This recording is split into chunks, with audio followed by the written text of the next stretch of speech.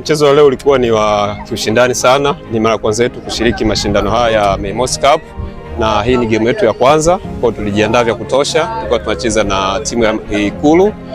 Kipindi cha kwanza tumeweza kupata bao 3 na wameweza kufanya substitution.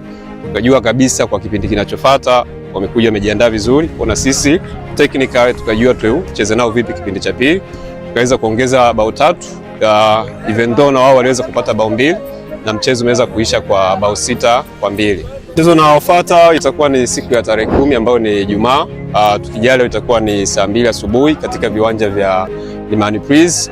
Tumejiandaa vyema kwa sababu mashindano haya timu zipo 4 kwenye kundi, wanatoka wawili wanapita wawili. Kwa ili uweze kupita maana yake ni angalau kwenye kundi uweze kushinda mechi 2. Kwa hiyo game inayofuata kwetu sisi ni final ili tuweze kujihakikishia kutoka kwenye group stage kwenda kwenye hatua inayofuata.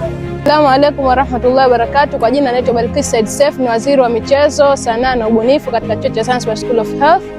Tumefurahi na matokeo tuliyopata leo, natumai tutaendelea kufanya vizuri zaidi na zaidi. Asante sana. Zanzibar School of Health, chuo bora cha afya.